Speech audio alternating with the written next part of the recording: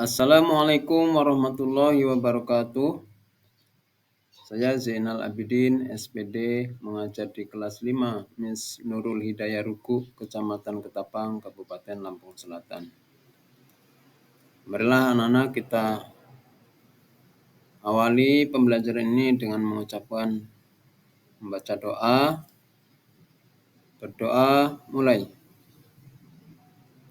Selesai. Selanjutnya kita masuk ke materi pembelajaran, yaitu tema kelima, ekosistem. Subtema 1, komponen ekosistem. Adapun tujuan pembelajaran hari ini siswa yaitu dapat pertama menjelaskan pengertian ekosistem dan komponennya, kemudian mengidentifikasi komponen biotik dan abiotik dalam suatu ekosistem. Selanjutnya menyebutkan peran masing-masing komponen dalam ekosistem. Kemudian mendeskripsikan jenis-jenis ekosistem yang ada di lingkungan sekitarnya.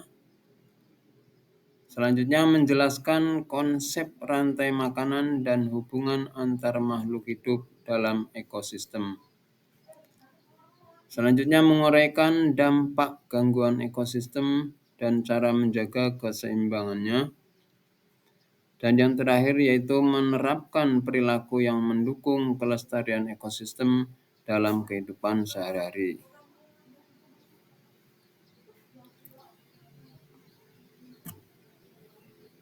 Selanjutnya, anak-anak kita lihat di sini yaitu komponen ekosistem. Perhatikan gambar poster berikut. Di situ kita lihat ada gambar sinar matahari, ada juga tanah, ada kanguru, ada air, rumput air, burung, rembulan, masuk ke saya tumbuhan, bebatuan, jamur, dan siput. Adapun pengertian ekosistem adalah hubungan timbal balik antar makhluk hidup dengan lingkungannya. Dalam suatu ekosistem, makhluk hidup saling berinteraksi dan bergantung satu sama lain untuk bertahan hidup. Ekosistem terdiri dari dua komponen utama, yaitu A. Komponen biotik atau makhluk hidup. Komponen biotik adalah semua makhluk hidup yang terdapat dalam ekosistem. Komponen ini dibagi menjadi 3 kelompok. Yang satu yaitu produsen. Itu makhluk hidup yang mampu membuat makanan sendiri melalui fotosintesis, seperti tumbuhan hijau dan alga. Kemudian yang kedua yaitu konsumen. Konsumen adalah makhluk hidup yang tidak bisa membuat makanannya sendiri dan tergantung pada makhluk hidup lain.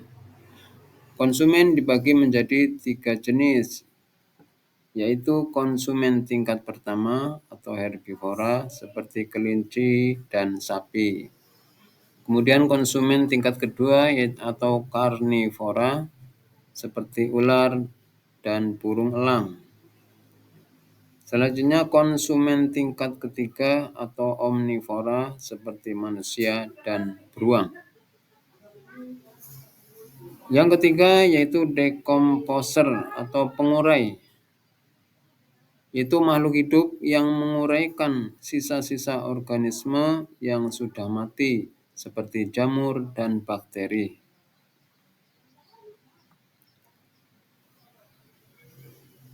Bagian B yaitu komponen abiotik atau benda tak hidup. Komponen abiotik adalah segala sesuatu yang tidak hidup tetapi berpengaruh terhadap kehidupan makhluk hidup dalam ekosistem, antara lain. Satu yaitu air, dibutuhkan oleh manusia oleh semua makhluk hidup untuk bertahan hidup. Kedua, udara mengandung oksigen yang diperlukan untuk bernafas. Ketiga, cahaya matahari digunakan oleh tumbuhan untuk fotosintesis. Keempat, yaitu tanah, tempat tumbuhnya tanaman dan sumber makanan bagi banyak organisme. Yang kelima, yaitu suhu, yaitu mempengaruhi keberlangsungan hidup makhluk hidup. Adapun jenis-jenis ekosistem, yaitu berdasarkan tempatnya, ekosistem dibagi menjadi dua jenis utama. Yang pertama, ekosistem alami, terbentuk secara alami tanpa campur tangan manusia seperti hutan, sungai, dan laut. Kemudian ekosistem buatan, yaitu dibuat oleh manusia untuk memenuhi kebutuhan tertentu seperti sawah, kolam ikan, dan kebun. Kemudian bagaimana pentingnya menjaga keseimbangan ekosistem? Jika salah satu komponen ekosistem terganggu, keseimbangan ekosistem akan terganggu.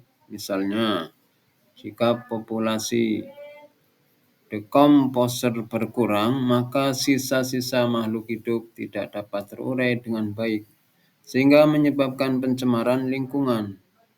Oleh karena itu, penting bagi kita untuk menjaga keseimbangan ekosistem dengan cara yaitu pertama, tidak membuang sampah sembarangan. Kemudian menjaga kelestarian hutan dan sungai.